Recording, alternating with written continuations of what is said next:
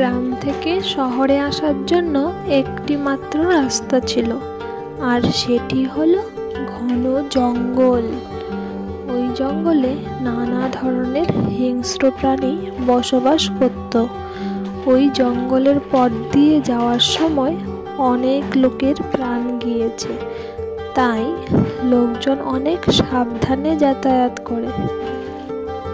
একদিন শহর থেকে গ্রামে ফেরার জন্য দুজন বন্ধু গল্প করতে করতে আসছিল। কিছুক্ষণ জঙ্গলের রাস্তায় হাঁটার পর তারা একটা আওয়াজ শুনতে পায়। ভাই, এটা কিসের শব্দ? পাশের বন্ধু বলে, আমি বুঝতে পারছি না।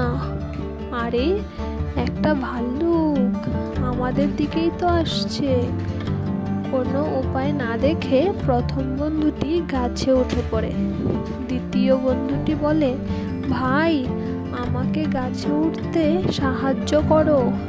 প্রথম বন্ধুটি বলে, দুঃখিত ভাই, আগে আমি নিজের প্রাণটি বাঁচাই। অগত্যা কোনো উপায় না দেখে দ্বিতীয় বন্ধুটি তার নিঃশ্বাস বন্ধ করে মাটিতে শুয়ে পড়ে।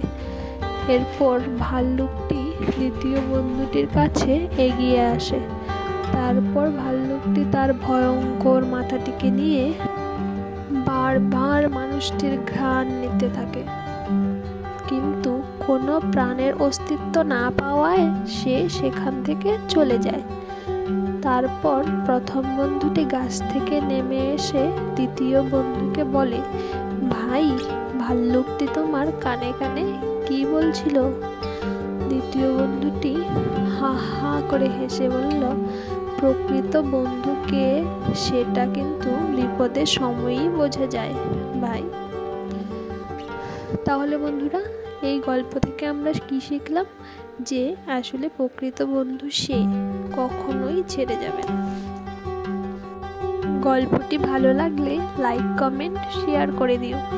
আর যারা আমার চ্যানেলে নতুন, তারা প্লিজ চ্যানেলটিকে সাবস্ক্রাইব করে দিও।